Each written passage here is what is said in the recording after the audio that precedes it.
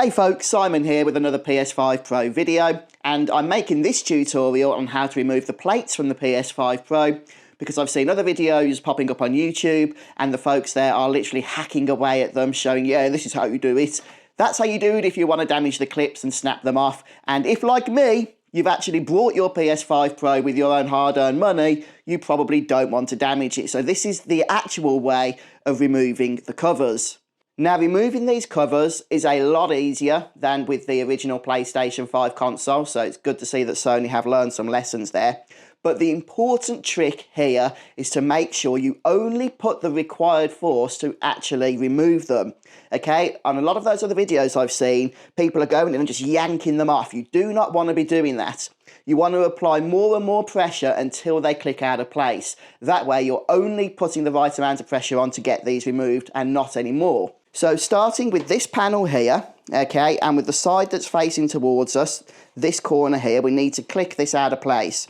So again, I'm only going to apply pressure until it actually does so. I'm not going to go in heavy-handed. So not much pressure, a little bit more, and it's out.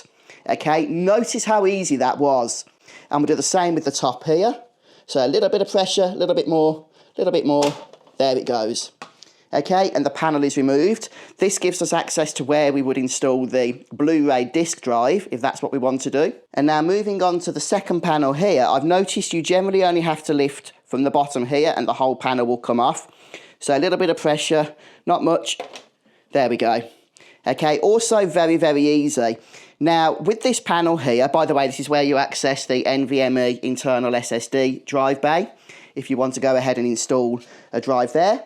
And you can also access the fan, so if you need to clean this out, maybe with a dust blower or something, then you can easily access that here. Now, to put this plate back on, okay, it is a very specific way, and this is actually more fiddly than trying to take it off, but once you know the technique, it's really easy. So on the one side here, we have the clips. Hopefully you can see they are kind of angled.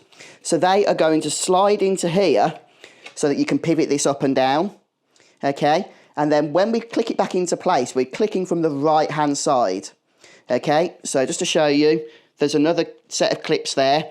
They are the things that need to actually clip the whole plastic cover down, okay? On this side, it just rests in, so don't try and push here because it's not going to click. It has to click on this side.